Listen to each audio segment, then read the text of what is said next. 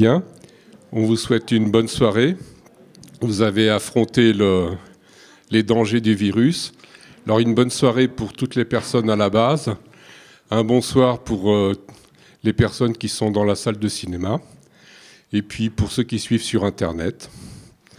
Donc Malraux, l'espace Malraux, on est à la base. Donc la base à l'espace Malraux, les amis du monde diplomatique. On a le plaisir d'accueillir ce soir Emmanuel Todd. On espérait l'avoir un petit peu plus tôt, puis on a eu quelques difficultés. Bon, on est heureux pour ce soir de le recevoir. On avait, après une petite discussion, on s'était dit qu'on allait le présenter d'un point de vue scientifique, vu par un physicien, qui était une approche un peu particulière, puisque aussi bien les physiciens que les historiens sont des personnes qui essayent de s'affronter au réel pour le comprendre, et qui plongent dans le réel et reviennent dans la vie commune avec les objets bizarres qu'ils ont rencontrés. Donc Emmanuel Todd rencontre des objets bizarres de ce qui se passe dans la société.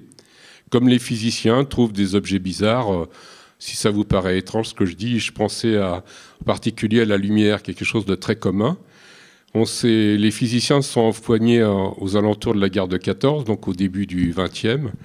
Il y en a qui disaient que la particule de lumière, c'était un corpuscule, un grain de lumière, et d'autres étaient sûrs que c'était des ondes.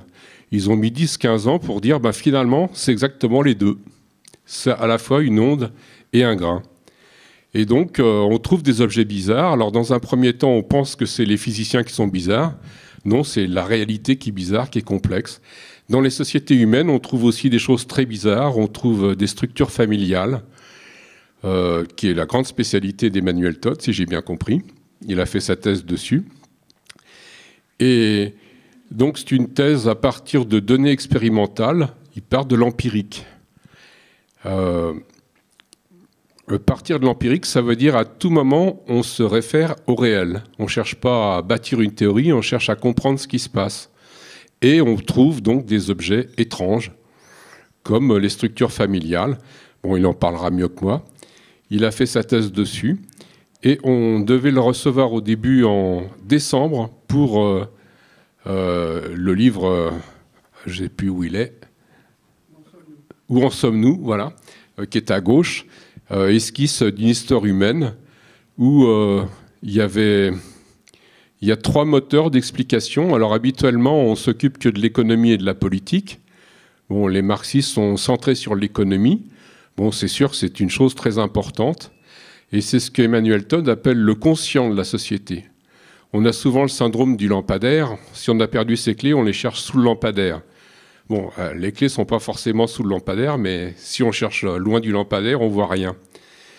Alors, l'économie, ça a l'avantage de fournir un grand nombre de chiffres. On a des PIB, on a un grand nombre de nombres à utiliser, donc on a l'impression qu'on est dans le réel. Et c'est tout à fait conscient, et la plupart des gens expliquent la politique ou l'histoire à partir de ces chiffres dont on dispose. Emmanuel Todd voit une couche en dessous, qu'il appelle subconsciente, qui est liée à l'éducation. Les sociétés ne sont pas les mêmes quand il y a quelques pourcents qui savent lire, ou actuellement, où pratiquement toute la population est alphabétisée. Et on verra qu'alors qu'on pouvait penser au départ que plus il y a d'éducation, plus le concept d'égalité se développe, finalement, on a vu une chose étrange, je parlais de choses étranges tout à l'heure, c'est que ça a amené une stratification dans la société. Il y a à peu près 30% qui ont fini leurs études supérieures, je pars sous le contrôle du maître, 30% qui ont fait des études secondaires et à peu près 30% qui ont été bloqués au primaire. Et donc, on va en parler plus tard, ça déclenche une espèce de mépris en cascade dans la société. Ça, ce n'est pas directement lié à l'économie. Il y a des rapports avec l'économie, mais ça n'est pas limité à l'économie. Donc, il y a un aspect subconscient dans la société qui est lié à la stratification scolaire. Et enfin, une couche plus profonde qui est liée à la structure de la famille. Quand on est en âge de prendre femme, où est-ce qu'on prend une femme? Est-ce que le statut de la femme est élevé ou il est bas? quels sont les taux de natalité chez les femmes. Enfin, en observant avec des statistiques ça au niveau mondial, on voit qu'il y a plusieurs structures de famille. Et là, on est dans une couche encore plus profonde que la couche scolaire, qui est une couche anthropologique. Pour l'économie et la politique, on a des constantes de temps de la dizaine d'années, 50 ans pour fixer les idées. Dans la couche consciente, dans la couche subconsciente, on a des constantes de temps plutôt de l'ordre du siècle. Et l'évolution de la scolarité, donc on raisonne en quelques siècles. Et sur la couche inconsciente, la plus profonde, on raisonne en millénaires. Et on a ces trois cycles qui se développent. Et à partir de ces trois cycles, de ces trois moteurs de l'histoire, Emmanuel Todd construit une esquisse de l'histoire humaine depuis le néolithique jusqu'à Macron. Et alors qu'on est dans une période où il y a beaucoup de choses qui nous sont complètement incompréhensibles, comme l'arrivée de Macron, l'arrivée de Trump, le Brexit, enfin des choses qui pour les Français sont extrêmement étranges, elles s'expliquent relativement bien en lisant Todd, disons avec une certaine logique et en s'appuyant sur des faits. En tout cas, en s'appuyant sur des chiffres. J'aimerais en être aussi sûr que vous. Bon, j'aime beaucoup ce que fait Todd. Bon, il commence à devenir critique sur ce qu'il fait. Je ne pourrais pas le défendre. C'est le privilège de la retraite. Voilà. Si on peut se retourner sur le parcours. Et là, mon activité principale maintenant, c'est de... Comme en fait, j'ai été confronté à beaucoup de résistance ou de refus de regarder mon modèle. Dans un premier temps, vraiment, les gens n'ont... L'hypothèse d'un rapport entre structure familiale et idéologie politique était pour moi, au départ, effectivement, comme vous l'avez dit très justement, et très heureusement, une constatation empirique. C'est-à-dire la carte du communisme, la carte de la structure familiale communautaire, autrement patriarcale, c'est des réalités je dirais empiriques. Et les gens n'ont pas voulu voir, n'ont pas voulu regarder, avec l'idée que c'était une insulte à la liberté humaine. Et donc, dans un premier temps, j'ai commencé à prendre du plaisir à corriger moi-même corriger moi-même les erreurs sur les données. Et on fait toujours des erreurs, en fait. Quand on travaille sur les systèmes familiaux de l'ensemble des pays du monde, on peut avoir des erreurs. Et donc, je m'étais fait une règle de chercher mes erreurs avec l'idée que l'important, maintenant, dans ma vie, c'était d'être le premier à les trouver. Vous voyez, de faire tout le boulot soi-même, y compris la critique. Et là, ça s'aggrave. C'est-à-dire comme... C'est vrai qu'en fait, le modèle conscient, politique, économique, subconscient, éducatif, structure familiale, marche assez bien. Je dirais que la partie subconsciente commence à être acceptée, en fait. Si vous regardez les sondages d'opinion, l'interprétation des phénomènes, la conscience que les gens ont des conflits sociaux, c'est beaucoup les niveaux éducatifs. Ça, c'est passé, en fait. Moi, j'avais écrit ça dans l'illusion économique vers 1997. Mais ça passe comme ça. Les structures familiales, il ne faut pas rêver. Je suis arrivé à la conclusion que les sociétés ne veulent pas savoir la vérité sur elles-mêmes. Particulièrement les sociétés libérales ancrées dans des structures familiales nucléaires. Que les gens ont vraiment besoin de penser qu'ils sont libres. Absolument. Alors qu'ils sont libres en pratique, mais qui n'ont pas le droit de ne pas être libres. Oui, bon. Et donc maintenant, je me suis dit, je vais maintenant commencer à corriger les imperfections du modèle. Et ça m'a pris à Angers l'autre jour. C'est que, en fait, ce modèle en 3 couches, il est assez performant. Mais conscient, subconscient, inconscient. Mais je pense qu'il y a un glissement de sens qui ne va pas de soi.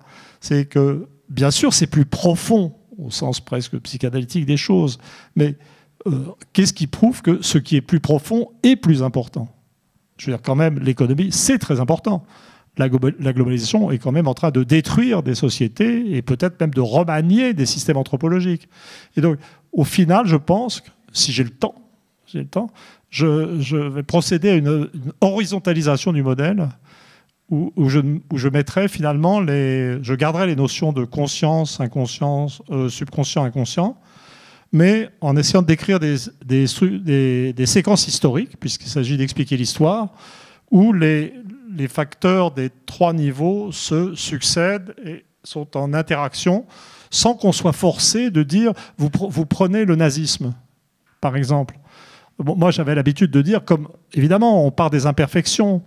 Les gens, vous lisez des bouquins d'histoire classiques et vous lisez le nazisme, la crise de 29. La crise de 29. Et donc moi, j'avais comme une sorte de routine, de présentation, de dire, bah oui, la crise de 29, mais quand même, aux États-Unis, la crise de 29, ça a produit Roosevelt. En Angleterre, des conservateurs asthéniques. En France, le Front populaire. Donc en fait, mais moi qui connais les structures familiales, je peux vous expliquer pourquoi la réaction anglo-américaine a été libérale, dynamique ou lente. La réaction française, libérale, égalitaire et progressiste et de gauche, est sympa, en fait, selon nos critères, et la réaction allemande de type paranoïaque.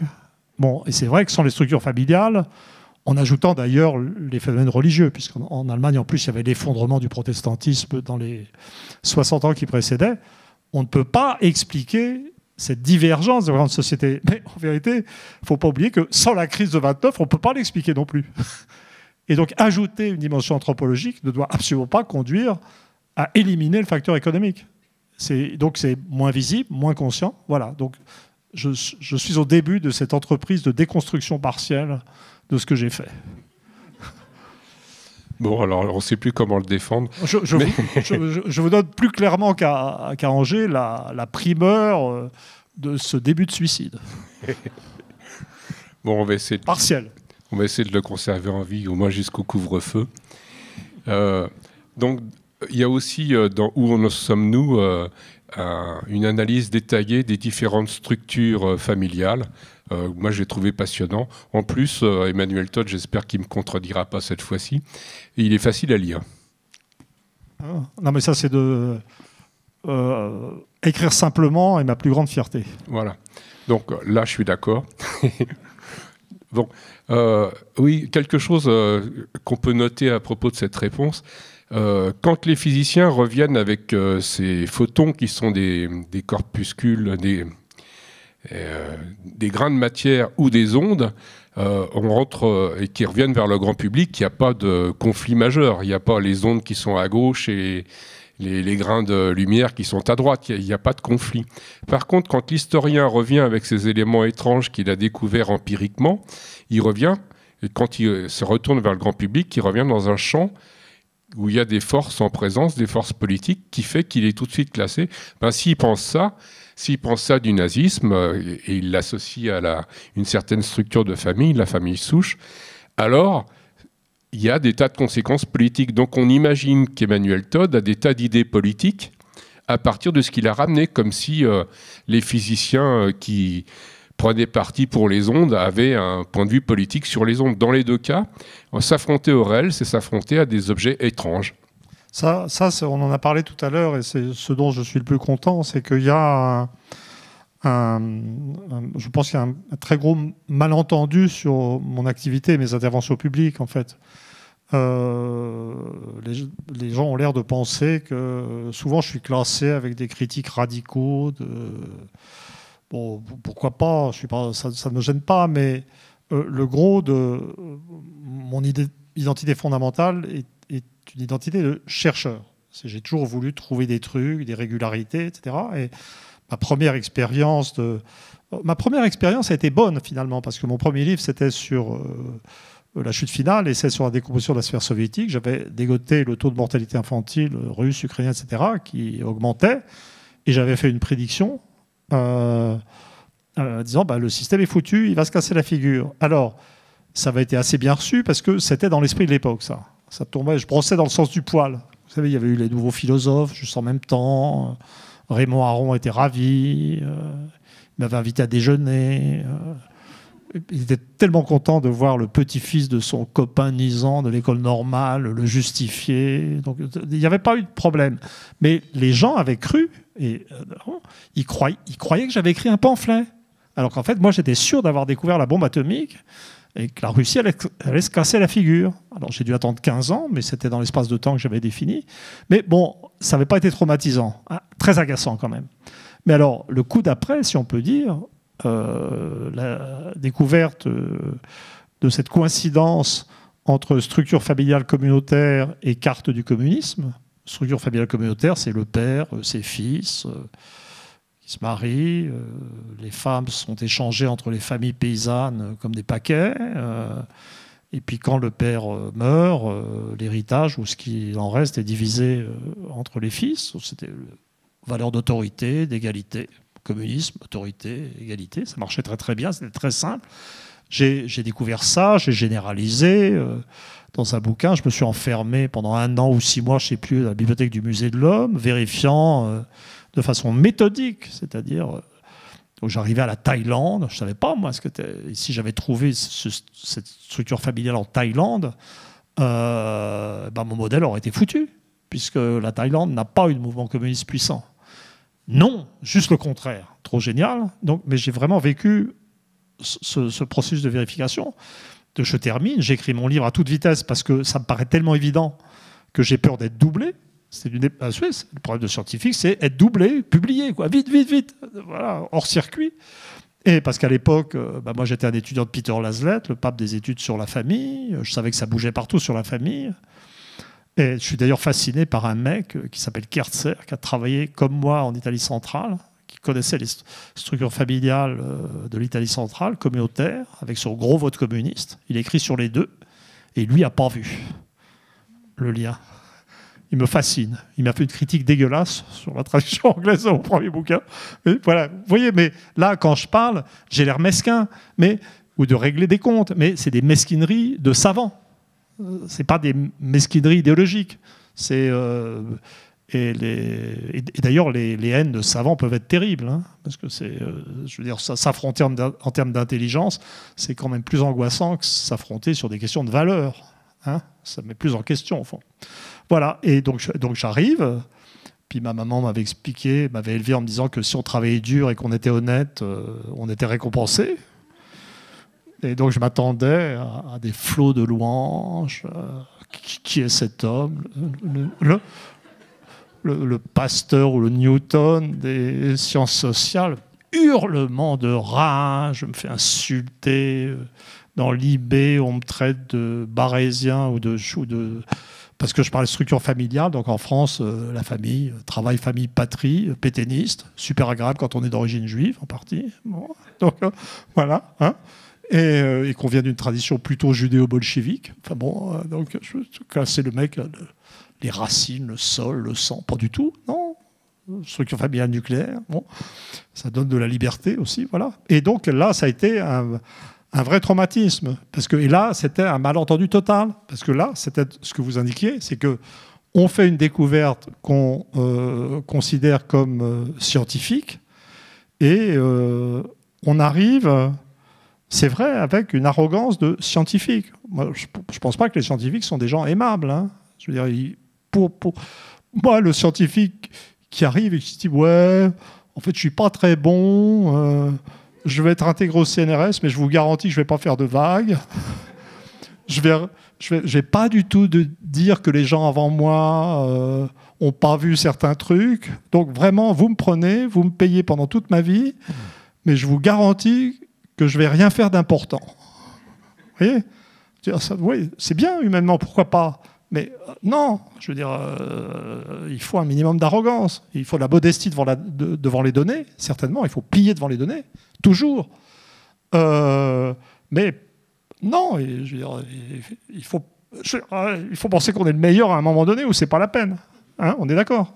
Hein, je n'ai pas dit de bêtises, là. J'avais dit choquant. Voilà, et donc c'était un vrai traumatisme. Mais j'y repense en ce moment parce que dans la période récente, j'ai été massacré pour un livre d'intervention politique qui s'appelait « Qui est Charlie ?» Et je me suis soigneusement tenu à l'écart des gens qui actuellement, pendant le procès des terroristes résiduels, il y a des gens qui ont essayé de me réentraîner dans ce débat, mais la sortie du livre a été atroce et elle l'a été en un sens. Alors dans le livre, il y avait toujours le même truc, c'est-à-dire les gens étaient là, ça mélangeait les deux aspects. C'est-à-dire que donc, tous les gens étaient là à se chauffer sur le merveilleux attachement des Français à la liberté. Ils parlent un peu moins de l'égalité, à la défense de la liberté d'expression. etc. Et puis moi, j'ai acheté l'eBay, puis j'ai vu la carte des manifestations, et puis j'ai vu la carte, si on met de côté la région parisienne, sur laquelle j'ai fait une erreur de calcul qui aurait renforcé ma thèse finalement. Donc j'ai fait une erreur de calcul. Enfin, j'ai fait un mauvais choix contre moi-même. Oui, donc je ne vais pas rentrer dans les détails. Mais dans l'ensemble, c'était la carte de l'ancien catholicisme. Et donc j'ai vu que les régions les plus déchaînées sur la périphérie de la France, c'était les régions de tradition inégalitaire, de tradition autoritaire, anti-républicaine, là où la révolution avait du mal à s'imposer. Et je me suis dit, alors là, c'était compliqué, parce que c'est vrai que d'un autre côté, que voir des... tout à fait, là j'ai été dans les valeurs quand même. C'est-à-dire que j'ai vraiment... La seule valeur qui me mène au bout de moi-même, c'est la question du racisme. C'est des questions certainement d'origine familiale, c'est de tradition familiale aussi. Et donc vraiment, je ne veux pas rentrer là-dedans, mais l'islamophobie est quelque chose qui me fait horreur sans que telle ou telle religion soit pour moi plus importante ou plus valable, car je ne suis pas croyant du tout en fait. Voilà. Donc il y avait ce plan, mais j'avais quand même aussi le sentiment d'avoir trouvé un truc et d'amener au débat quelque chose. Et donc j'avais expliqué, mais non, c'est pas du tout la République traditionnelle, c'est un néo-républicanisme qui est ancré dans des régions qui ont certaines traditions religieuses, qui est vraisemblablement islamophobe, sans se l'avouer, qui n'est pas du tout attaché au principe d'égalité, qui représente une subversion de la tradition républicaine centrale de la France par la périphérie ex-catholique, qui d'ailleurs avant s'était emparée du Parti socialiste. Je suis courageux, je sais où je suis à Chambéry, hein. Mais l'un des problèmes du catholicisme zombie, c'est qu'il correspond aux zones de plus fort dynamisme culturel. Et donc, c'est là que je fais mes conférences. Alors, donc je dois, pour que ces conférences me laissent vivant, je dépends du niveau éducatif lié à l'effondrement, pas lié au catholicisme, mais à sa disparition. Je peux espérer qu'un certain type de relations sociales consensuelles et polies va me permettre d'échapper à la lapidation. Et ça se passe généralement comme ça. Par contre, dans les régions nucléaires égalitaires dont je défends la tradition, je ne fais jamais de conférences. Parce que c'est là qu'il y a des problèmes éducatifs. Voilà, en général. Je simplifie un peu, mais c'est ça. Mais, donc là, il y a eu un... donc en fait, ça a été affreux. J'ai été insulté par tout le monde, etc. Et en fait, sur le plan pratique, ça m'a beaucoup plus démoli que temporairement, j'espère, que l'histoire purement scientifique de la troisième planète, des structures familiales et d'idéologie. C'est-à-dire, j'ai fini, bon, c'est pas gravissime, mais j'ai fini par tomber malade, ça m'a plus affecté. Mais en fait, je pense que c'est parce que j'étais plus vieux et moins solide. Et que j'avais, quand j'ai sorti la troisième planète, j'avais une trentaine d'années. En fait, j'étais assez précoce, hein, quand même. Et j'étais très solide, probablement suffisamment autiste, vous voyez, et suffisamment arrogant et désagréable pour mieux supporter le choc. Mais donc ça ne m'a pas rendu malade, ça m'a juste rendu très malheureux, très en colère. Et je me suis dit, puisque c'est comme ça, je vais leur montrer. Et j'ai passé 6 ou 7 ans à faire l'invention de l'Europe pour montrer que j'avais raison. Qui a bien marché pour de mauvaises raisons d'ailleurs. Bon, ça a continué. Mais en fait, en termes de choc, je pense que le premier était plus important. Parce que c'est, sur le fond, beaucoup plus dur de se faire renvoyer dans les cordes quand on a trouvé un truc magnifique en termes d'explication historique, qui marche très bien et qui m'a permis de nourrir toute une carrière de chercheur en conflit avec l'université et de survivre. Et c'est plus grave, au fond, quand on est un chercheur, que s'empéguer avec ses concitoyens des classes moyennes auxquelles on appartient, parce qu'on est dans des problèmes de l'instant. Voilà. J'espère que je suis clair. Bon, j'ai l'impression que j'ai compris. Je vais prendre un autre exemple dans la physique où quelquefois on ramène des objets étranges en s'affrontant au réel, et puis on intervient dans un champ politique qui est très actif, politique ou religieux.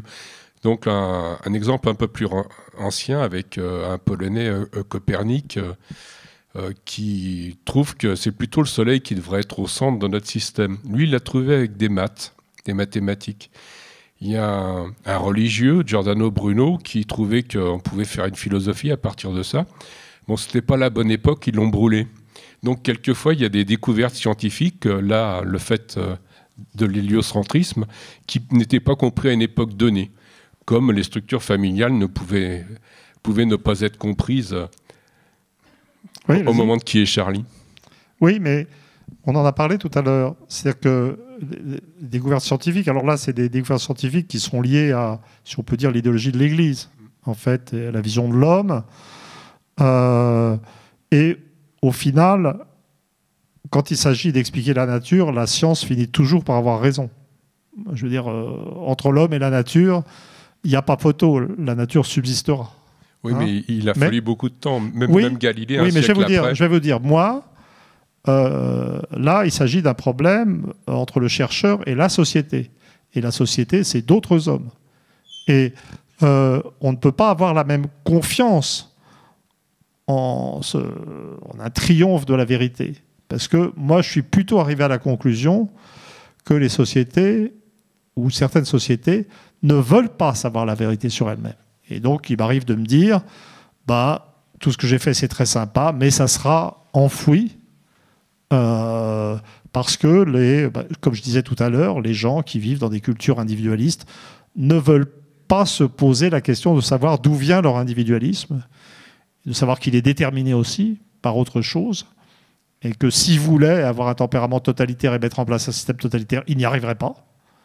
C'est le problème des communistes anglais, en fait. J'avais une grand-mère anglaise communiste, mais elle a fini... C'est une originale, et qui a fini plutôt au Parti communiste français, d'ailleurs. Et donc voilà, donc moi, Alors, c'est vrai que dans les pays de famille souche, donc la grande polarité en France, c'est le centre nucléaire égalitaire, les parents, les enfants, jamais plus comme ménage, dès les 17e, 18e siècles, et même bien avant. Et puis, sur une périphérie, vous avez des types souches, c'est des systèmes de primogéniture masculine, plus ou moins parfaits, parfaits dans le sud-ouest au 19e siècle, imparfaits sur le reste de la périphérie. Et ce que j'ai noté quand je faisais des conférences, c'est que dès le début, les gens qui sortaient des provinces de familles souches, autoritaires et inégalitaires dans leurs valeurs, et qui savaient l'importance, c'est ce qu'on appelle des sociétés à maison, où l'appartenance à une maison, la succession sur une maison était presque plus importante que son propre être. En fait, les gens comprenaient mieux. Quand on me posait une question, c'était toujours un mec du Sud-Ouest.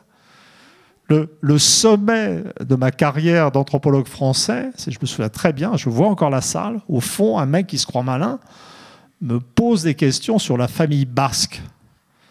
Puis la formulation de cette question m'avait paru un peu bizarre. Famille souche a un droit d'aînesse absolu, c'est-à-dire où l'aîné des filles peut hériter, la plupart du temps, pas dans toutes les vallées, mais dans certains, où l'aîné des filles peut hérite si c'est elle l'aîné des enfants. Et puis, je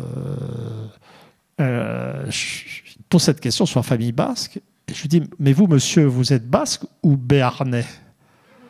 Le béarn, c'est primogéniture masculine. J'avais senti dans ce qu'il disait qu'il n'était pas basque. Mais, donc c'était pour dire, les gens... Parce que dans ces cultures régionales ou nationales, les gens ne vivent pas avec l'idée qu'ils sont libres. Je veux dire, les gens savent que la famille est très importante. Et la preuve ultime de ça, ça a été la réception de mon travail au Japon.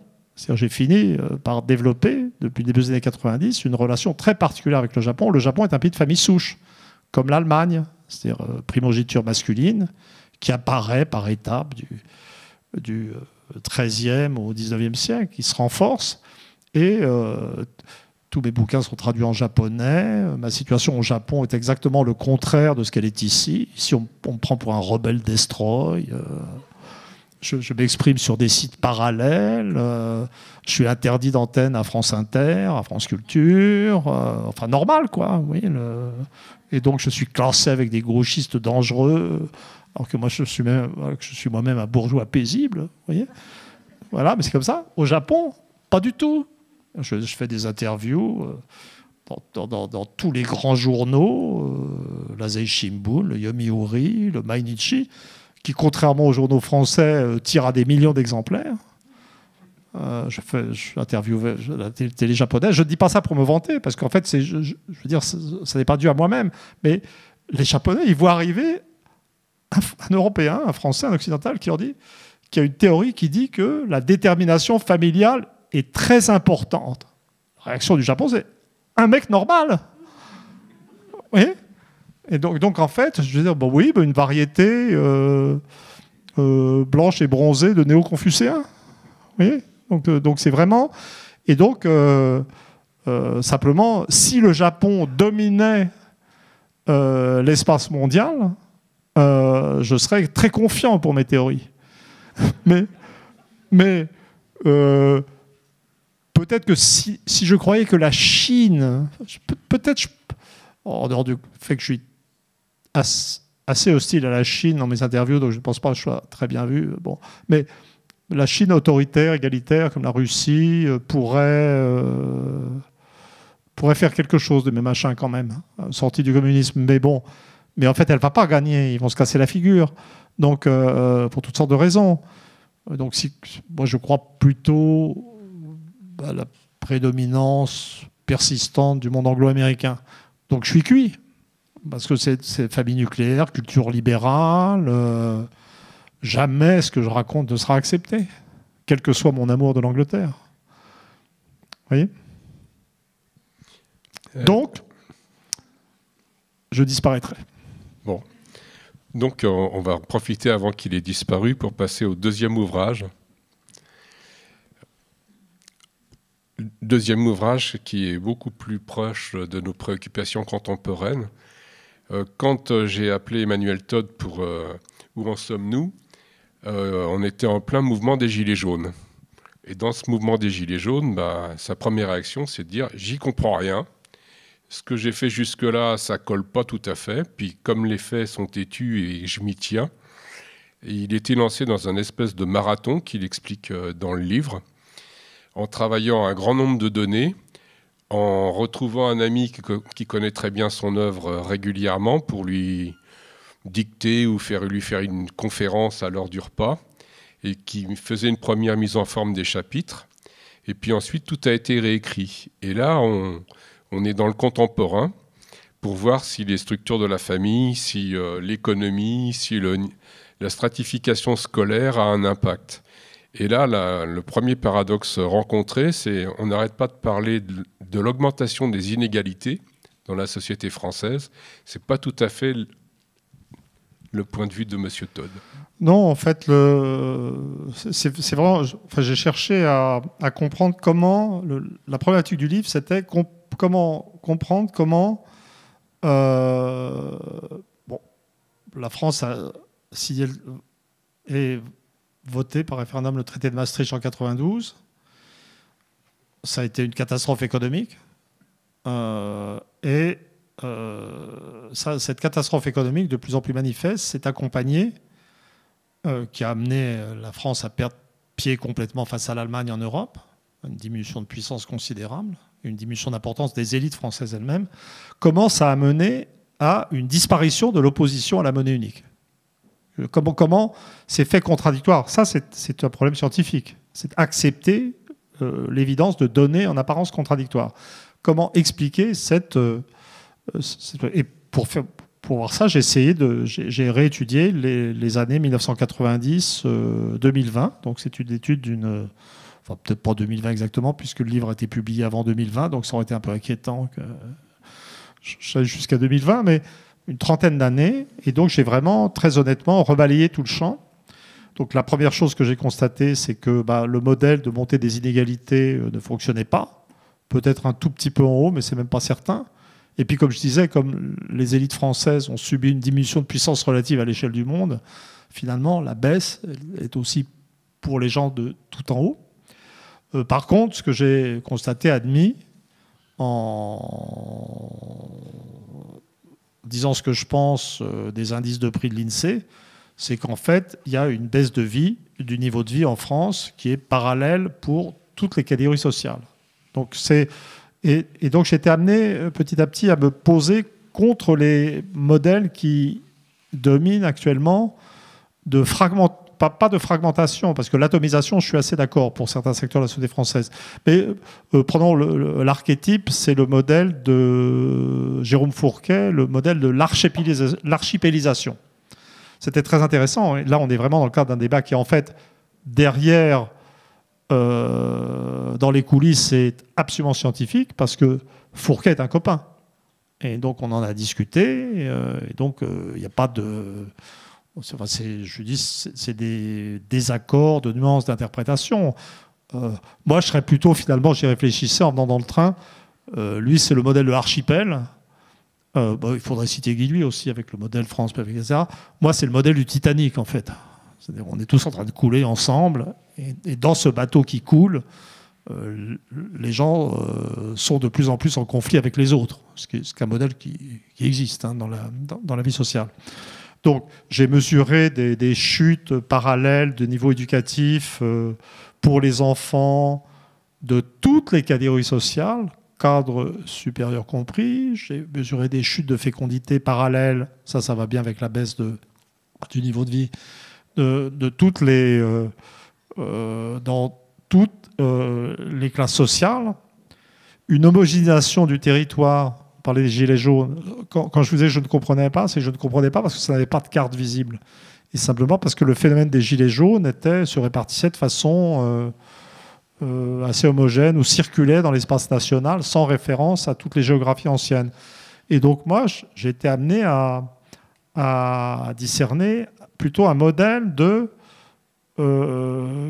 d'homogénéisation et de convergence dans la chute de tous les éléments de la société française. Voilà. Alors, je continue ou oui, vous m'interrompez, c'est comme vous voulez. Alors, je vous interromps pour vous précisiez votre découpage de la société française.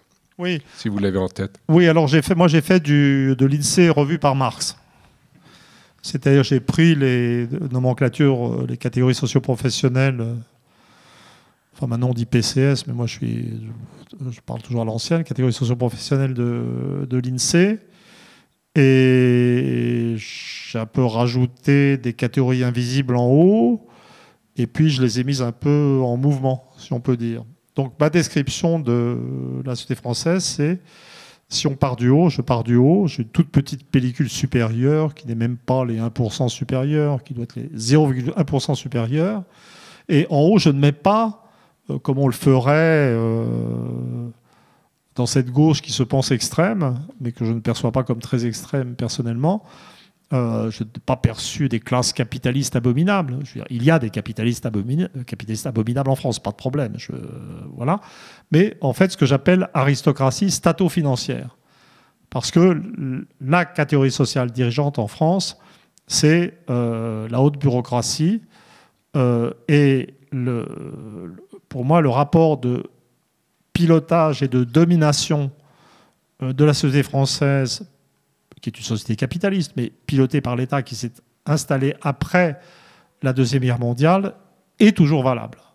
Il est toujours valable, et il est d'autant plus valable avec le temps que les stratégies absurdes économiques mises au point par ces catégories sociales supérieures, qu'il s'agisse d'invention de l'euro, monnaie étatiste absurde, ingérable, ou de tentative de néolibéralisation de l'État lui-même en installant dans toutes les administrations, les hôpitaux, l'enseignement, une pellicule bureaucratique supérieure dont la fonction est de rendre le fonctionnement de l'État plus libéral, aboutit en fait à une prolifération bureaucratique et une société civile maltraitée, et une industrie maltraitée qui s'effondre. Le modèle, c'est qu'on a un capitalisme en effondrement et un État qui se renforce sans cesse, alors que tout le monde croit que l'urgence, c'est de combattre le néolibéralisme. Pour moi, c'est vraiment très important. Il y a un élément de fausse conscience. Tous les grands patrons qu'on cite, etc., les premiers qui viennent à l'esprit, c'est les gens des télécoms, mais les gens des télécoms, ne serait-ce que par l'attribution des fréquences, sont en fait sous la domination de l'État. On ne peut pas... la classe dirigeante, c'est les inspecteurs des finances en France, réduite à sa plus simple expression. Et je dirais qu'en un sens, Castex est encore plus typique que Macron. Vous voyez, quand tout le monde dit « Ah ben non, Macron a nommé Castex parce que Castex existe encore moins... comment s'appelait le précédent? Le mec qui parlait normalement. Édouard Philippe, oui, qui était trop normal encore pour le système. Non, pour moi, le Castex, c'est la vraie incarnation du pouvoir. C'est vraiment le bureaucrate idiot, pas de problème. Et puis, je dirais que Macron est une majorette qui s'agite au-dessus de la réalité de ce pouvoir. Voilà, donc ça, c'est pour les structures de domination réelle. En dessous, j'ai ce que j'appelle, si mes souvenirs sont exacts, la petite bourgeoisie CPIS, c'est-à-dire ce qu'on appelle noblement dans les catégories de l'INSEE cadres et professions intellectuelles supérieures, beaucoup d'entre nous, sans doute, ici. En tout cas, c'est ma classe, en fait, moi. Et que j'ai requalifié petite bourgeoisie parce que c'est une classe qui est en état de fausse conscience, qui se pense éduquée, supérieure, semi-dominante, et en fait, pour elle-même et à travers ses enfants, est en chute de revenus et en situation de fausse conscience assez grave. Et donc, qui n'est pas du tout la classe qu'elle s'imagine être culturellement dominante. Au-dessous, j'ai un immense bloc que j'appelle majorité centrale atomisée, et qui doit être 50% de la population qui regroupe employés qualifiés, professions intermédiaires, techniciens qui sont dans les professions intermédiaires d'ailleurs, et puis indépendants, etc. Et puis au-dessous, ce qui reste, que j'appelle prolétariat, en hommage à Marx, mais ce qui reste des milieux populaires, c'est-à-dire les ouvriers et les employés non qualifiés. Ce qui a beaucoup évolué, voilà l'empirisme au travail. L'empirisme au travail. On ne pense pas à la société a priori. Je vais vous montrer comment je travaille. Donc, à la veille de l'élection de Chirac, avant que les gens pensent qu'ils puissent être élus, tout le monde est en train de se gargariser de l'idée de disparition de la classe ouvrière. Les gens, comme le Parti communiste a disparu, ou est en voie de disparition, les gens s'imaginent que la représentation théorique de la classe ouvrière disparaissant, la classe ouvrière elle-même disparaît. Je vais dans la cave de l'Institut national démographique, où je travaillais à l'époque, je prends les recensements, je regarde et je vois que ouvriers plus employés, les employés, les ouvriers étant des hommes, les employés des femmes, le plus souvent, les deux étant mariés ensemble, c'était 50% de la population. Et j'arrive à la vision d'une France où la moitié de la population, c'est toujours les milieux populaires. Et donc je dis, mais attention, c'est là-dedans, et je constate que les évolutions électorales les plus violentes sont dans ces milieux. Et puis je fais un modèle où je dis que non, Balladur ne sera pas élu, Chirac peut être élu. En fait, il n'a pas fait une percée de tête dans les milieux populaires, Chirac, mais il a été suffisamment moins mauvais que Balladur pour passer. Là, j'ai repris les mêmes données. Et là, j'ai constaté autre chose. C'est-à-dire que là, il y avait une réduction de masse de la classe ouvrière dans les 30 dernières années, liée à la désindustrialisation.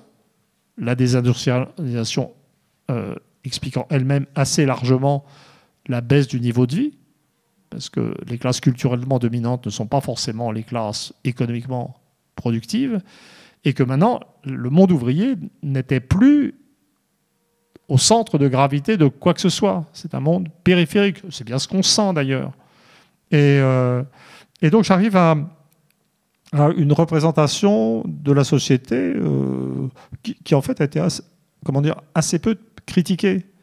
Alors, à ce stade, ce qui était intéressant, c'était les mécanismes de fausse conscience. La fausse conscience ou la non-conscience est vraiment au cœur des choses. Ça, c'est une notion marxiste quand même. C'est aussi un petit peu... moi, j'ai toujours admiré Marx en tant que personnage, sorte de chercheur... Marx historien, oui, et puis qui n'a pas peur de son nom, quoi. Donc, quand même... il y a autre chose que la science, quand même, quand on parle de la société. C'est-à-dire l'ironie, c'est pas mal aussi, quand même. Bon, et donc, voilà. Et donc j'ai mesuré fausse conscience à tous les niveaux, sauf un niveau qui est plutôt dans la non-conscience. Donc, fausse conscience de la catégorie supérieure, les dirigeants, je veux dire, qui ont fabriqué une monnaie qui a assuré leur propre diminution, qui ne comprennent pas ce qui leur arrive et qui ne comprennent pas pourquoi, je parle des très grands français, etc., pourquoi ils font rire les Américains, ils doivent maintenant obéir aux Allemands, pourquoi les Anglais se tirent, enfin, ils ne savent plus ce qui se passe, quoi. Donc peut-être... et que Macron représente assez bien par son refus de la réalité, en fait. Hein ? Donc, et de provocation infantile de toutes les vraies puissances du monde, qui sont sa politique extérieure ou son absence de politique extérieure. Et puis, le plus intéressant pour moi, c'est la petite bourgeoisie CPIS, qui se pense dominante et qui ne l'est pas. Et là, j'arrive, à travers cette catégorie-là, la notion de fausse conscience, de compensation, de cascade des mépris. C'est-à-dire que modèle Titanic, hein. Tout le monde coule, et dans ce monde qui coule, c'est trop dur de penser vers l'extérieur, c'est trop dur de penser une modification de la réalité systémique, et donc on regarde au-dessous de soi pour se sentir mieux. Et là, j'établis un truc qui est pour moi un mécanisme fondamental, même si c'est techniquement assez difficile à prouver. Là, il y a une question de saut de la foi. C'est ça qui est difficile en sociaux aussi. Et bien, de même qu'on a au bas de la pyramide fausse conscience et mépris, au bout de la cascade des mépris, avec les ouvriers en perte de vitesse qui méprisent les immigrés et leurs enfants, c'est le mépris du bas, c'est celui dont tout le monde a conscience. Et c'est un mépris qui est, je dirais, dénoncé par les gens à éducation supérieure de la petite bourgeoisie CPIS. Donc c'est un mépris que les gens voient d'en haut. Mais les gens de cette petite bourgeoisie CPIS ne se rendent pas compte que progressivement, du fait de leur paralysie, de leur situation en fait difficile, eh ben, le mépris des prolos qui votent Front National est devenu le strict équivalent logique du mépris des prolos Front National pour les enfants d'immigrés musulmans. Voyez, et on arrive, alors ça donne, il y a des éléments de preuve extrêmement intéressants, et j'ai trouvé, c'est vraiment de la recherche ce bouquin. Donc évidemment, les dernières présidentielles, ça sera plus comme ça la prochaine fois. Les profs ont compris que Macron se foutait de leur gueule, les méprisait. On a vu au moment des retraites, le boulet est passé très près. Mais le vote du corps enseignant pour Macron a été phénoménal. Chez les agrégés, ça a atteint du 50% au premier tour. Hein, et ailleurs, chez les certifiés, j'ai plus les chiffres en tête, mais bon, peut-être 40. Et donc la vision et bien entendu le parti préféré du vote Front National pour plutôt le parti préféré du monde ouvrier, c'est le Front National, pardon, le Rassemblement National. La classe ouvrière diminuée actuelle vote beaucoup plus Front National que la classe ouvrière importante d'autrefois ne votait communiste. Hein. C'est vraiment tout à fait frappant. Et donc, on essaie de nous vendre. En fait, ensemble, c'est 45% du corps électoral. Donc, 55% des gens n'ont voté ni Macron, ni Rassemblement National, ni Marine Le Pen, et autre chose. Donc, ce qui a été vendu et ce qui continue sans doute d'être vendu et ce à quoi on nous prépare pour les prochaines élections, c'est l'affrontement titanesque de deux forces qui sont en opposition, qui sont une sorte d'arc électrique tendu au-dessus de la société française. Et j'ai fait, comme par calcul de routine, j'ai calculé des coefficients de corrélation départementaux entre tous les candidats du premier tour de la dernière présidentielle. Si vous avez 2 gros candidats, c'est assez normal d'avoir une corrélation significative et négative, puisqu'ils se partagent un gâteau. Si on se partage un gâteau, on a, corrigez-moi si je me trompe, une corrélation négative. Mais là, vous vous souvenez du chiffre ou pas? Voilà, c'est ça. Je vérifiais parce que la journée était rude. Et je trouve, entre le vote Marine Le Pen et le vote Macron, un coefficient de corrélation de 0,93. Le maximum, c'est 1. De ma vie, je n'en ai pas vu un aussi élevé. Et en tant que chercheur, je m'étais dit, si un coefficient de corrélation dépasse 0,85, c'est probablement qu'on a affaire à quelque chose comme une tautologie et qu'on mesure une corrélation d'une variable avec elle-même, mais apparaissant sous une autre forme. Alors, on a un deuxième élément, c'est que le vote Marine Le Pen était fortement corrélé avec lui-même aux précédentes élections. C'est-à-dire qu'il existait, lui, le vote Marine Le Pen avait une existence autonome. Mais les chiffres nous disaient que si, pour un département donné, on connaissait le vote Le Pen, on pouvait prédire le vote Macron. Mais ça montre simplement que la détermination des gens, statistiquement, je ne parle pas de tel ou tel individu, je ne veux pas avoir de nouveau les ennuis que j'ai vus avec qui est Charlie. Je veux dire, certains individus sont libres quand même. Mais ça veut dire simplement que la motivation probable des individus qui ont voté Macron, au fond, le dénominateur commun, c'était qu'ils votaient contre Le Pen, dès le premier tour, à un moment où il n'y a aucun risque. Et donc, là, il y a un petit élément de saut de la foi, et ben, c'est que finalement, c'est une vérification de ce que je suggérais tout à l'heure, de mépris descendant, et c'est que simplement, les gens qui ont voté Macron, et qui se pensaient société ouverte, dynamique, Startup Nation, contre les ouvriers fermés, abrutis, etc., était voter Macron, c'était affirmer sa supériorité, mépris descendant, sur les catégories populaires. Et là, on doit pouvoir trouver peut-être une autre explication à ce coefficient de corrélation, mais la règle en science, c'est que tant qu'on n'a pas mieux, on garde ce qu'on a. Hein, vraiment. Voilà.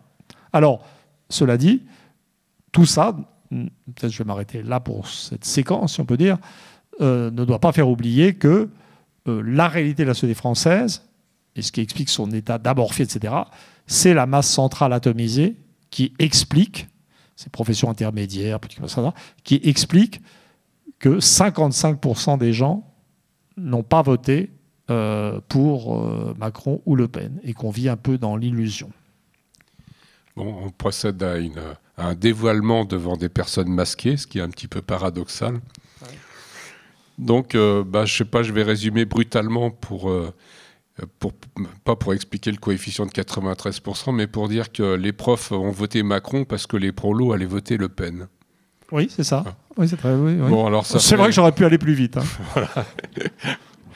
Bon, et puis qu'on a des fonctionnaires qui se prennent pour des libéraux, c'est-à-dire pour casser l'État, mais ils sont tous fonctionnaires à l'intérieur de l'État. Oui. Bon, donc on a un livre avec un certain nombre de paradoxes. Je voudrais terminer sur très très important. C'est chaque fois que quand je fais un livre d'intervention comme ça, je l'avais fait avant d'écrire Après la démocratie. Je relis les luttes de classe en France de Marx et le 18 Brumaire. C'est un acte rituel et je me bidonne toujours autant. Et je cherche à trouver je le dis pas trop, mais je cherche à trouver des équivalents. Je l'ai pas dit dans le livre, mais un jour je dirai qui je pense en Ledru-Rollin de la vie politique actuelle. Mais là, dans le 18 Brumaire, l'un des concepts que j'ai trouvé, c'est le concept d'autonomisation de l'État, quand même déjà. Et alors, ça n'a pas autant de rapport que ça. Hein, il y a une dimension artistique dans la recherche, hein, d'inspiration. Mais je me suis dit, bon sang, mais c'est bien sûr, la réalité de la société française actuelle, c'est pas le néo-capitalisme, ça n'est pas l'affrontement entre des forces élitistes et populistes, ça n'est pas le marché déchaîné, c'est une société de plus en plus amorphe, avec en période de baisse du niveau de vie, une baisse même des taux de suicide, qui est tout à fait paradoxale, mais qui n'est pas bon signe. C'est très bon signe pour les gens en tant qu'individus, mais c'est pas très bon signe en termes de tension morale et d'exigence, etc. Et attendez, je termine parce que je vais m'y perdre. C'est un livre compliqué quand même. Et puis je travaille sur un autre livre en ce moment qui devrait assurer ma crucifixion finale. Et donc, en fait, la réalité de la société française, c'est deux groupes en perdition ou en chute, dans la fausse conscience, petite bourgeoisie CPIS, monde ouvrier, une masse centrale atomisée, tout le monde s'appauvrit, et dans ce champ de ruines idéologiques, les partis ont disparu, bien sûr, les partis sont partis, il n'y a plus de partis politiques, les partis politiques ayant disparu, l'État prend son autonomie de plus en plus, et tous les efforts de l'État pour revivifier le marché, donner de l'argent aux MEDEF, faire tout ce qu'on peut, n'aboutissent en fin du compte que parce que l'industrie est détruite à chaque pas par cette gestion de gens qui ne savent pas ce que c'est que le marché, on arrive à un phénomène d'émergence autonome de l'État comme acteur. Et je voudrais dire un mot quand même. Je trouve que si je décris mon modèle tel qu'il est, il résiste, contrairement à nous tous, assez bien à l'épreuve du Covid. C'est-à-dire que, par exemple, les premières idées, la notion de le modèle Titanic, c'est-à-dire d'une société qui n'a plus les ressources matérielles pour faire la critique des indicateurs de prix, de l'INSEE, etc. On nous parle d'une société qui s'enrichit, et puis on se réveille, et puis on ne peut pas produire de masques, on ne produit plus les équipements nécessaires pour faire face, on découvre l'état réel des hôpitaux, on découvre l'appauvrissement en fait, du pays. Bon, il est clair que l'effondrement industriel qui s'aggrave va simplement produire une accélération de ces mouvements. Et quant à la thèse de l'autonomisation de l'État, c'est presque effrayant. Je ne suis pas en train de dire qu'il ne faut pas appliquer les consignes sanitaires. C'est pas ça du tout. Mais ce que je dis, c'est que de plus en plus, ce qu'on a sous les yeux, c'est une haute bureaucratie en liberté et qui agit sans même en ne faisant même plus semblant de demander des autorisations fictives à l'Assemblée nationale. Là, on est... si vous pensez ce que c'est que... J'ai même pas dit que j'étais contre. Vraiment, je ne sais pas. Je n'ai pas tellement d'opinion sur ce couvre-feu. Je sais pas. L'une des caractéristiques de la situation, c'est que tous les gouvernements sont perdus partout. Il n'y a pas tellement de raisons. J'ai plutôt Boris Johnson à la bonne. Et les gens considèrent que sa gestion n'est pas tellement performante non plus. Donc c'est pas ça. Mais le Parlement anglais continue de voter dans la situation. Nous, c'est terminé, on n'en parle même plus. C'est tout de suite l'état d'urgence. Et donc, je trouve que le modèle tient bien le coup quand même. Tient bien le coup. Bon, comme on est arrivé à peu près à l'issue de la partie conférence, peut-être quelques mots sur le fait que l'Europe n'arrête pas de se présenter comme le plus important dans la démocratie, comme là où la démocratie se fonde. On voit en ce moment une autonomisation de l'État, un Parlement qui ne tient pas compte des résultats des référendums, enfin une démocratie qui commence à dysfonctionner.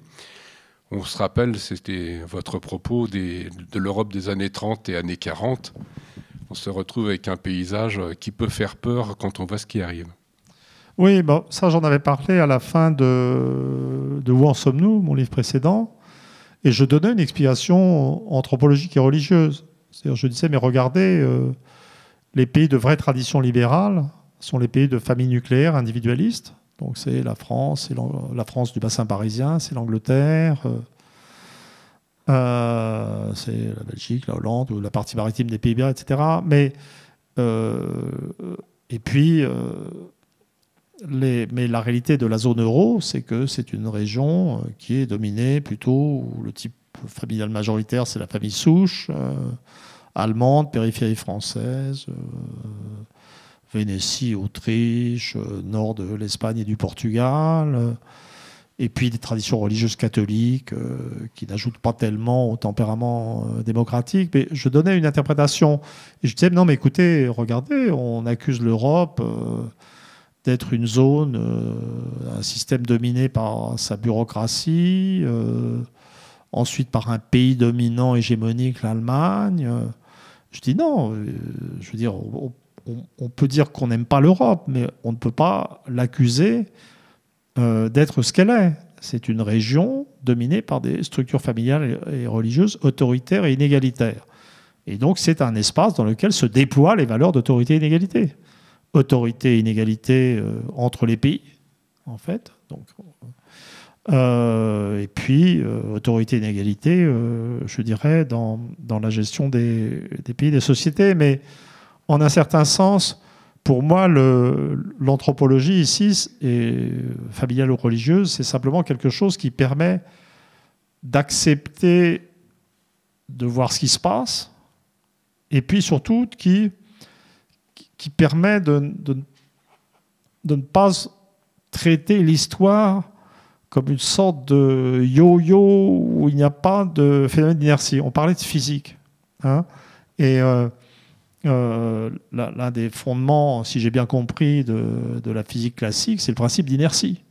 Hein, l'un de mes premiers moments de réflexion physique, c'est, je me souviens, en arrivant à la gare de Saint-Germain-en-Laye, venant de Saint-Lazare, enfin rentrant dans ma ville natale de Saint-Germain-en-Laye, j'étais petit, et je ne comprenais pas pourquoi, quand je sautais du train, je n'avais pas immédiatement une vitesse zéro par rapport au quai, et pourquoi je me cassais la figure. Je trouvais ça scandaleux.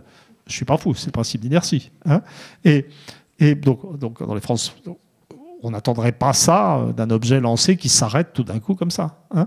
Mais actuellement, les gens qui ont construit l'Europe ou qui se gargarisent de l'idée que l'Europe est devenue le cœur de la démocratie mondiale, que l'Amérique de Trump est une abomination dangereuse, etc., sont en fait en train de dire qu'il n'existe pas en histoire de principe d'inertie.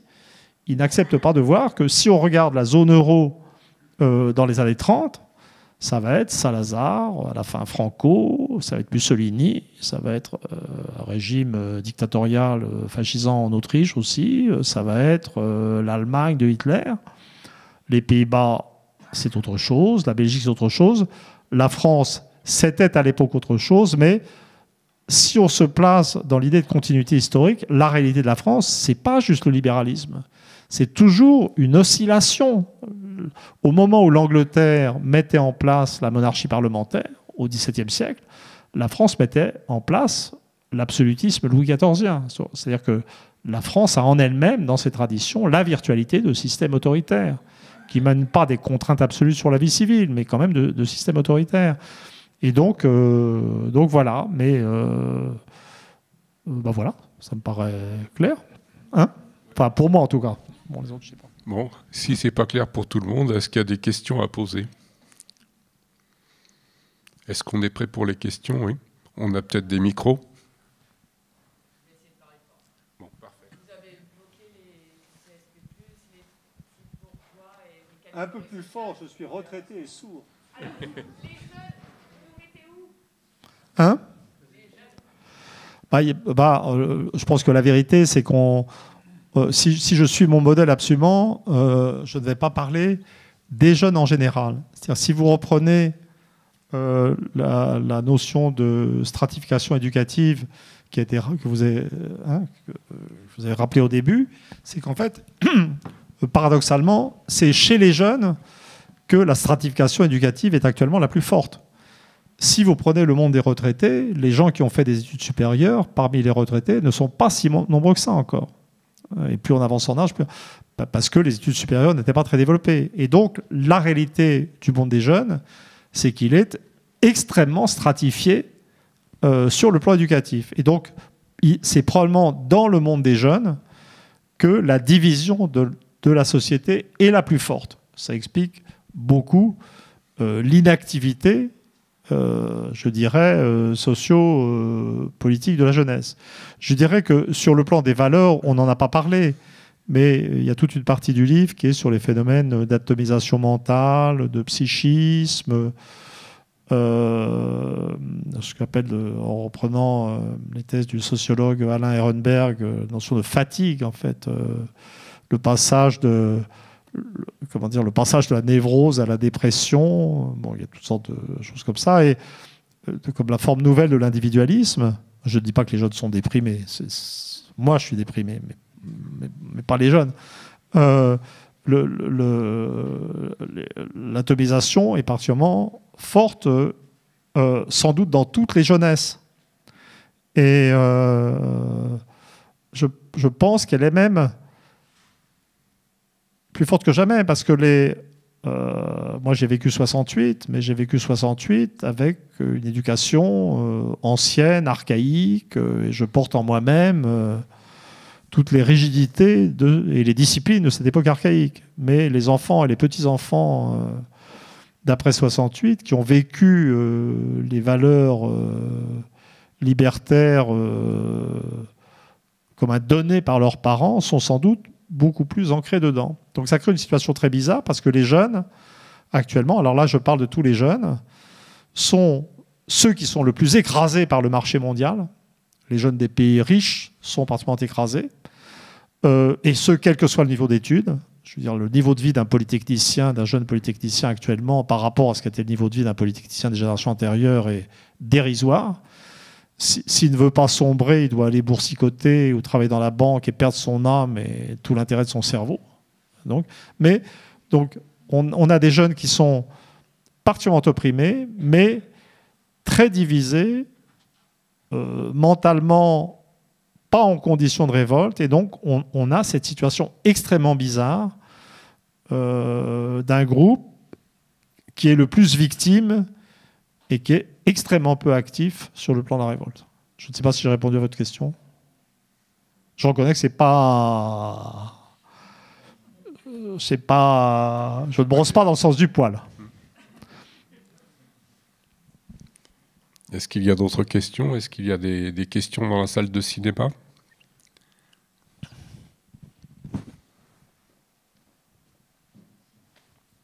Bonsoir. Pardon, je suis un peu loin derrière vous. Vous parlez beaucoup de la conscience ou de la subconscience de ce qui construit les idéologies politiques ou nos votes. Est-ce que vous avez aussi étudié la conscience ou la subconscience de l'urgence climatique? Pas du tout. Alors, je reconnais que c'est un point sur lequel je suis... D'habitude, je dis j'ai une conscience écologique faible. Donc là, je veux dire, je suis même lamentable. Mais, si vous voulez, pour moi, il y a deux choses dans l'urgence climatique. C'est-à-dire qu'il y a une vraie urgence, qui est une urgence planétaire, mais s'agrège ou se combine avec cette urgence un irréalisme politique très très considérable. C'est-à-dire que je ne sais pas comment dire. Peut-être je vais m'arrêter là parce que je n'ai pas envie de rentrer dans des nouveaux conflits sur des sujets auxquels je n'ai pas assez réfléchi. La grandeur du chercheur, pour moi, c'est d'arriver à un moment où il dit mais écoutez, je n'ai pas réfléchi à ça, je ne suis pas compétent, je ne connais pas les données et je vais donc fermer ma gueule. Bon. Donc là, on est tombé dans l'impasse. Donc il y avait une impasse pour l'oral. Je crois qu'il y a des questions Internet. Voilà, il y a des questions Facebook. Il y en a deux. La première, ça concerne la dégradation des conditions de vie du monde occidental. Pourrait-elle être expliquée par des causes énergétiques, en particulier l'approvisionnement en pétrole? Bon, je pense que ça veut dire qu'on a passé le pic de l'extraction du pétrole, en 2008 d'ailleurs, si je ne m'abuse. Donc est-ce que ça peut expliquer? Non, la baisse du niveau de vie dans le monde occidental, dans les catégories populaires, puis dans l'ensemble, elle est associée au processus de la globalisation. Le processus de la globalisation, ça a été, par le libre-échange, par la liberté de circulation du capital, ça a été la destruction des appareils industriels des pays les plus avancés, une sorte de transfert de classe ouvrière, comme si les gens voulaient se débarrasser de leur classe ouvrière nationale. Ça on pourrait dire, c'est un rêve bourgeois. C'est l'idée, on va avoir le capitalisme sans ouvriers. Donc c'est juste trop génial. Et donc, on va faire travailler les Chinois. on va faire travailler les gens d'Europe orientale, puisque les anciennes démocraties populaires sont une sorte de Chine intérieure en termes de salaire. Ça permet de l'écart entre les prix de vente un certain temps et le coût de la main-d'œuvre dans ces pays, ça permet des taux de profit fabuleux. Mais au bout d'un certain temps, on se rend compte que on ne peut pas vivre et maintenir un niveau de vie sans production sur le terrain. C'est une idée qui, si on était dans un monde mental, idéologique normal, c'est une idée sur laquelle tout le monde devrait être en train de se ruer, puisque l'épidémie de Covid a montré que sans système industriel, on était foutu. Je ne sens pas une prise de conscience de cette urgence. Voilà ma réponse. L'urgence climatique, d'accord, mais aussi l'urgence industrielle qui n'est pas forcément incompatible, en fait. Donc vraiment... et ça va être la punition ultime. J'avais dans le mystère français, que j'avais fait avec mon copain Lebras, j'avais fait une carte régionale, une carte des régions françaises exportatrices et non exportatrices nettes. Hein, et j'avais été très surpris, découverte empirique, les faits, de voir que parmi les régions exportatrices, il y avait toutes ces régions industrielles présentées comme en déshérence, dont beaucoup votaient Front National avec Zou et Paumé. Et les gens semblent ne pas se rendre compte que quand on aura fermé la dernière usine de pneus et foutu à la porte le dernier ouvrier, etc., c'est le niveau de vie de toutes les classes moyennes qui va s'effondrer. Parce que c'est encore quand même du travail de ces gens, ce travail de ces gens qui assurait notre niveau de vie. Vous voyez ? C'est vraiment le... Et alors, l'énergie... écoutez, depuis la crise du pétrole, de la guerre c'est la guerre du Kippour, j'attends des problèmes avec la production pétrolière, j'attends un épuisement des ressources naturelles qui ne vient jamais. Les États-Unis viennent reconquérir leur place de premier producteur mondial d'hydrocarbures. Les États-Unis vont beaucoup moins mal qu'on ne croit économiquement. J'étais surpris aussi l'autre jour. C'était pour un travail pour des Japonais. J'ai été regarder l'évolution du revenu médian aux États-Unis. Et en fait, il remonte. Hein. Il remonte. C'est ça, regarder les données directement. C'est bon. Bien sûr, on regarde les États-Unis en surface. On voit une vie politique totalement folle, un pays schizophrène, et qu'on présente comme en totale déliquescence. Mais la vérité, c'est qu'économiquement, ils ont mieux géré la crise que nous, parce qu'ils ont injecté plus d'argent dans l'économie, mais sans protéger systématiquement des entreprises qui, de toute façon, dans un système normal, auraient fait faillite. Et donc là, on aura un autre paradoxe à expliquer. C'est un autre livre à faire. Peut-être que ce serait mieux qu'un Américain le fasse. Pourquoi est-ce que l'Amérique, qui va plutôt mieux que d'autres économiquement, est dans cet état de schizophrénie politique ? Il y a une deuxième question Internet. Ouais, deuxième question Internet, donc pas en rapport avec les livres, mais c'est une question géopolitique qui est sur la Turquie. Comment interprétez-vous l'affirmation de la Turquie dans un monde méditerranéen instable ? Voilà. Et je rajouterai, moi, une question perso, de géopolitique encore. Tout à l'heure, vous avez dit « la Chine va se casser la figure ». Est-ce que vous pourriez étayer un petit peu ça ? Parce que moi, j'ai plutôt l'impression, alors certainement que je suis influencé par les médias mainstream ou d'autres, mais que ce soit aussi bien au niveau de la gestion de la crise, justement, du Covid, que dans les nouvelles technologies. Juste pour prendre l'exemple de la 5G, la Chine est largement devant les États-Unis, par exemple. Oui. Alors, pour la Turquie, il y a une dynamique de la société turque qui existe. La Turquie est finalement un assez gros pays dont je ne suis pas spécialiste et je ne vais pas rentrer là-dedans. Quand je pense à la Turquie, je me demande pourquoi la France s'est mise en première ligne pour affronter la Turquie. Je ne vois pas la logique. Je ne dis pas qu'il faut pas faire des choses en politique étrangère, mais je ne vois pas la logique, je ne vois pas la montée d'une obsession turque, parce que réellement, la Turquie, c'est le problème des États-Unis, c'est le problème de la Russie, c'est le problème de l'Iran, c'est peut-être le problème de l'Arabie Saoudite, j'en sais rien, c'est peut-être le problème d'Israël, mais je ne vois pas pourquoi la France, dont les ressources économiques sont très faibles, les ressources militaires pas mal engagées en Afrique, je ne vois pas du tout. Alors, par contre, j'ai eu l'occasion de le faire l'autre jour à la chaîne RT France. Moi, je vois toute la politique extérieure de Macron comme une agitation de compensation, comme je dirais. En fait, la réalité politique extérieure de la France, c'est que la France a perdu son rang en Europe depuis la crise de 2007-2008. L'Allemagne est devenue hégémonique, dominante. Elle a ses satellites qu'elle fait parler quand elle n'a pas envie de parler directement. Les Pays-Bas, la Finlande, l'Autriche. Elle domine et elle accorde des privilèges à la France, d'irresponsabilité économique, parce que les Allemands savent que si les Français se tiennent tranquilles, ils tiennent le continent. C'est d'ailleurs une vieille politique, en fait. On a déjà vu ça dans l'histoire de France. Et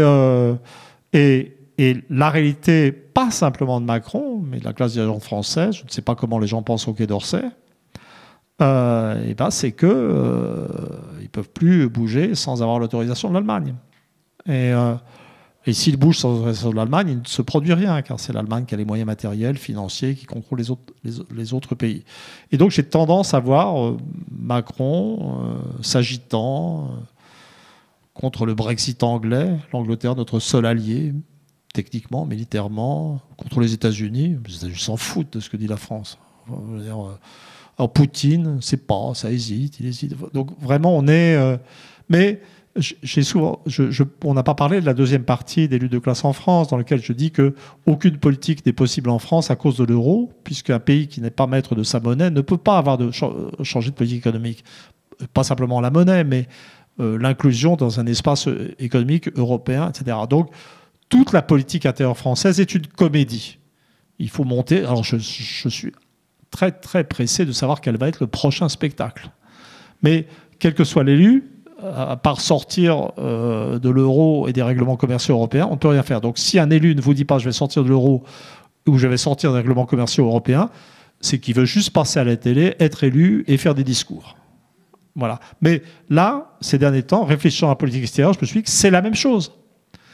Dans un pays qui n'est plus capable d'avoir une politique économique, qui s'appauvrit et se déchire, on n'a pas parlé des déchirements antérieurs, des gilets jaunes et tout le reste, il n'y a pas de politique extérieure possible réellement. Il faut des moyens pour ça. Oui. Alors, sur la Chine, je suis tout à fait d'accord que dans l'instant, la puissance chinoise est très évidente, que l'épidémie de Covid a, d'une certaine manière, montré sa puissance. Je veux dire, c'est quand même formidable de se trouver dans une situation de, par inadvertance, laisser partir de chez soi un virus, et puis d'avoir les moyens techniques pour s'en protéger. Moi, je pense que c'est un hasard complet. Hein. Mais c'est quand même ahurissant. Et donc, et si vous regardez les dernières statistiques publiées dans The Economist, le PIB chinois a continué d'augmenter un petit peu. Alors, les chiffres sont faux, à mon avis, il est juste stationnaire. Mais les autres baissent. Non, les États-Unis s'en sortent pas mal. Pour l'Europe, c'est la cata, hein, comme d'habitude. Mais ça, voilà. Et donc maintenant, ce qui me fait être sceptique sur la Chine, c'est des phénomènes de longue durée. C'est d'abord des phénomènes de crise démographique à venir, parce que la baisse de la fécondité a été très rapide. Crise démographique qui est aggravée par la remontée de valeurs familiales anciennes associées à la baisse de fécondité, puisqu'il faut avoir un héritier mâle en Chine. Et donc, on a vu le sexe ratio à la naissance s'élever. C'est-à-dire 118 garçons pour 100 filles, parce que les gens veulent un fils, et que si on a moins de 2 enfants par femme, les probabilités de ne pas avoir de fils sont assez élevées. Donc, ce n'est pas simplement que ça va créer des déséquilibres sur le marché matrimonial, c'est aussi que ça veut dire que les mentalités anciennes sont vraiment toujours là, et que c'est simplement pas vrai que le pays est modernisé en profondeur. Il y a également le fait que je ne crois pas du tout au génie économique chinois. L'économie chinoise est une économie qui a été conçue comme dépendante des importations occidentales. Et je ne sais pas très bien comment ça va continuer. Surtout que maintenant, les États-Unis sont en train de se mobiliser en tant qu'adversaire principal. Et puis, l'une des choses, moi, l'un des indicateurs de santé d'un pays, pour moi, c'est sa balance migratoire. C'est-à-dire, si un pays a une balance migratoire positive, s'il y a plus d'immigrés que des migrants, en un sens neutre, tout niveau socio-éducatif confondu, bah, si c'est que le pays attire et qui dispose d'une certaine dynamique, au risque de heurter tous les islamophobes de France, qui sont maintenant et d'autres, c'est, je veux dire, l'un des rares signes positifs qui restent en France, c'est que l'immigration reste positive. Alors, cela dit, c'est vrai que les mecs s'amassent à Calais pour aller ailleurs. Parce que les gens ne se rendent pas compte à quel point c'est humiliant pour nous d'avoir des gens qui rentrent en fraude dans le pays et qui veulent aller ailleurs. Je ne comprends même pas comment on peut pas. Mais donc, j'aurais tendance à penser qu'un pays qui a une balance migratoire positive n'est pas complètement foutu. Donc, on n'est pas complètement foutu. L'Angleterre, évidemment, ne l'est pas. Les États-Unis ne le sont pas. Les pays d'Europe occidentale ne le sont pas. Bon, la Croatie est en état est au bord de la mort clinique. La Bulgarie, la Roumanie, l'Ukraine se font pomper toute leur population. La Russie, ça va à peu près. Ça va à peu près parce qu'ils tirent de leur espace, de l'ancien espace soviétique, etc. La Chine est lourdement très déficitaire, en fait. Les statistiques sont très peu fiables, mais il y a une balance migratoire négative nette de 1,5 million de personnes par an. Et les Chinois qui s'en vont, c'est pas n'importe quel Chinois. C'est pas ils sont certainement plus dynamiques, et sans doute ils ont plus d'aspiration en termes d'études, mais c'est évidemment les Chinois libéraux. On connaît tous, beaucoup de gens, on connaît des Chinois qui arrivent. C'est pas juste le choix de l'Occident, c'est aussi le choix de la liberté. Donc, quelque part, la culture chinoise traditionnelle, étouffante pour l'individu, régulatrice, étatique, corrompue, devrait paralyser le pays. Mais évidemment, maintenant, c'est le contraire de mes prédictions sur la Russie. Quand j'ai dit que l'Union soviétique allait se casser la figure, j'avais 25 ans. Je disais c'est dans 10, 20 ou 30 ans. Je prenais un risque. Vous voyez ? Mais si je vous dis, bon, la Chine va se casser la figure dans 10, 20 ou 30 ans, pour moi, le risque n'est pas bien grand. En fait, je veux dire, le pire, je serai toujours là et semi-gâteux et on ne m'en voudra pas.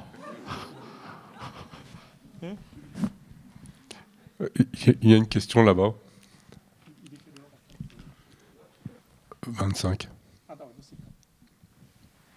Donc ce sera la dernière question. Oui, je sais qu'Emmanuel Todd n'a pas de boule de cristal, il n'est pas là pour ça, mais on est aujourd'hui à 2 ans effectivement d'une élection, on l'a abordé tout à l'heure, avec un risque presque programmé entre les deux forces qui constituent un arc électrique dans la société, comme vous le disiez.